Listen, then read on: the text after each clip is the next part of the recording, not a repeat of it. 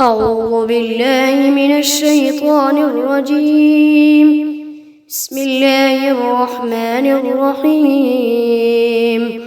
الرحمن علم القرآن، خلق الإنسان علمه البيان.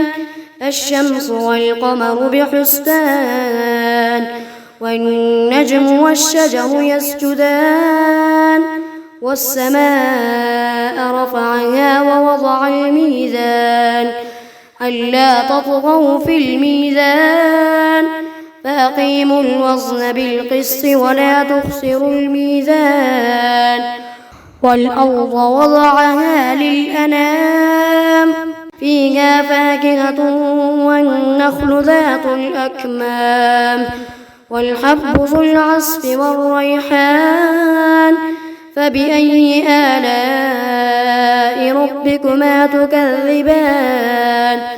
خلق الإنسان من صلصال كالفخار، وخلق الجان من مارج من نار. فبأي آلاء ربكما تكذبان؟ رب المشرقين ورب المغربين. فبأي آلاء ربكما تكذبان؟ مرج البحرين يلتقيان، بينهما برزخ لا يبغيان. فبأي آلاء ربكما تكذبان؟ يخرج منهما اللؤلؤ والمرجان. فبأي آلاء ربكما تكذبان؟ وله الجوار المنشآت في البحر كالأعلام. فبأي آلاء ربكما تكذبان؟ كل من عليها فان، ويبقى وجه ربك ذو الجلال والإكرام. فبأي آلاء ربكما تكذبان؟ يسأله من في السماوات والأرض، كل يوم هو في شأن. فبأي آلاء ربكما تكذبان؟ سنفرغ لكم أيها الثقلان. فبأي آلاء ربكما تكذبان؟ يا معشر الجن والإنس إن استطعتم أن تنفذوا من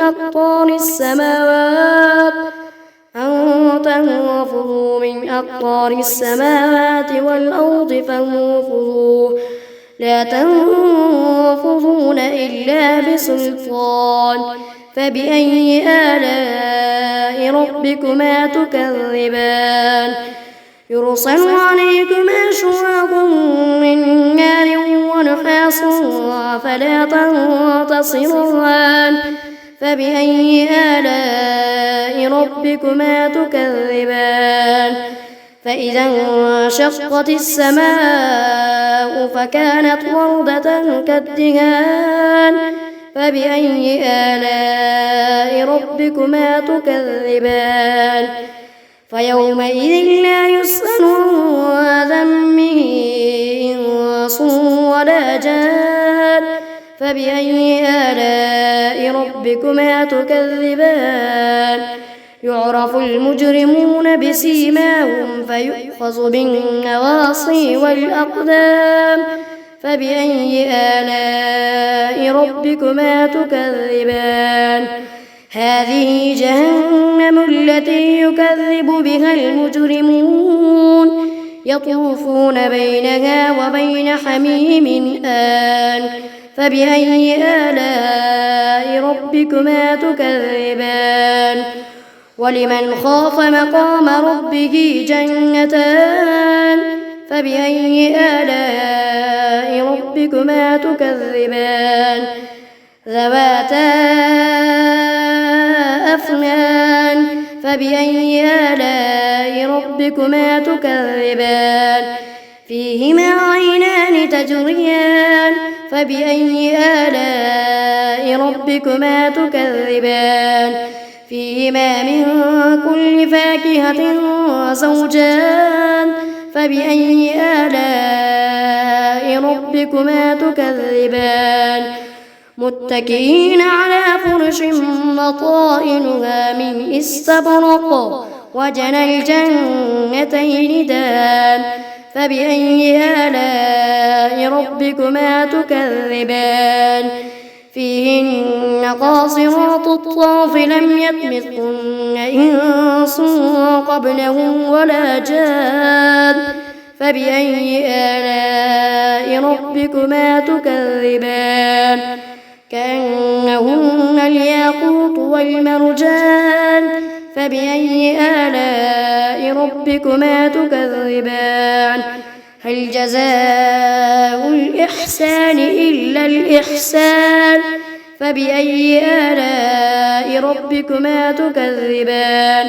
ومن دونهما جنتان فبأي آلاء ربكما تكذبان مدهامتان فبأي آلاء ربكما تكذبان فيهما عينان نضاختان فبأي آلاء ربكما تكذبان فيهما فاكهة ونخل ورمان فبأي آلاء ربكما تكذبان فيهن خيرات حسان فبأي آلاء ربكما تكذبان حور مقصورات في الخيام فبأي آلاء ربكما تكذبان لم يطمثهن إنس قبلهم ولا جان